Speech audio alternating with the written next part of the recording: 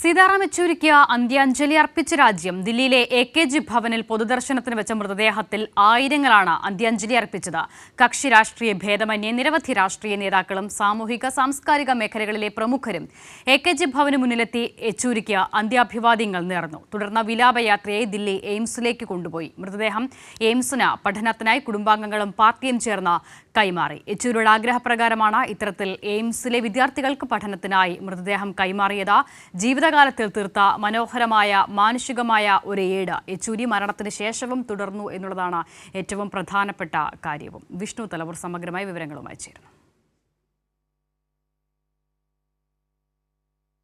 തീർച്ചയായിട്ടും അത്തരത്തിൽ തന്നെയാണ് സമീപകാല ഇന്ത്യ ഇതുവരെ കാണാത്ത തരത്തിലൊരു വൈകാരികമായ യാത്രയയപ്പ് തന്നെയാണ് CPM ജനറൽ സെക്രട്ടറി ആയിരുന്ന സീതാറാം യെച്ചൂരിക്ക് ലഭിച്ചത്.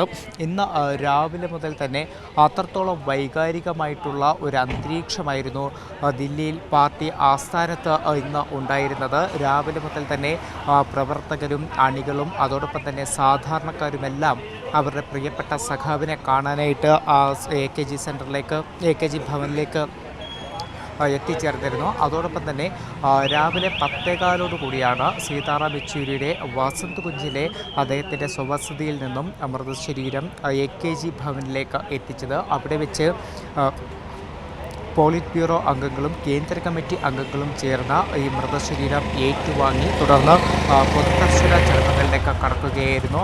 നിരവധി ആളുകൾ, അതും ദേശീയ രാഷ്ട്രീയത്തിലെ ഒട്ടനവധി ആളുകൾ, സോണിയാഗാന്ധി, കോൺഗ്രസ് നേതാക്കൾ, മറ്റ് കോൺഗ്രസ് നേതാക്കൾ, അഖിലേഷ് യാദവ്, ശരത് പവാർ, ഇത്തരത്തിൽ എല്ലാ വിഭാഗത്തിൽപ്പെട്ട നേതാക്കളും രാഷ്ട്രീയ ഭേദമന്യേ എ.കെ.ജി ഭവനിലേക്കെത്തി സീതാറാം യെച്ചൂരിക്ക് അന്തിമോപചാരം അർപ്പിക്കുന്ന ഒരു കാഴ്ച നമ്മൾ ഇന്ന് കണ്ടിരുന്നു. അത്തരത്തിൽ എല്ലാ ആളുകൾക്കിടയിലും വലിയ ബഹുമാനം ഉണ്ടായിരുന്ന ഒരു തലയെടുപ്പുള്ള രാഷ്ട്രീയ നേതാവാണ് ഇപ്പോൾ ഓർമ്മയായിരിക്കുന്നത്.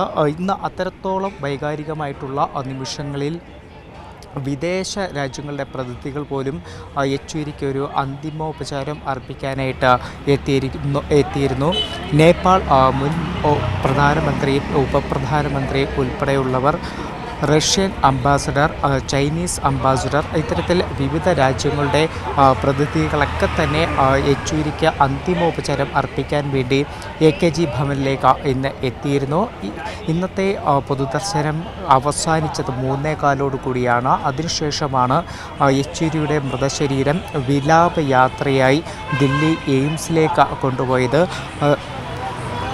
പാർട്ടിയുടെ പഴയ ഓഫീസ് പ്രവർത്തിച്ചിരുന്ന 14 അശോക റോഡ് വരെ വിലാപയാത്രയെ എല്ലാ നേതാക്കളും അണികൾ എല്ലാവരും മുദ്രാവാക്യ വിളികളോടുകൂടി അനുഗമിക്കുകയാണ് ഉണ്ടായത്. അവിടെ നിന്നും പോളിറ്റ് ബ്യൂറോ അംഗങ്ങളും ഈ ഒരു മൃതശരീരം ഏറ്റുവാങ്ങി ദില്ലി എയിംസിലേക്ക് പോവുകയാണ് ഉണ്ടായത്.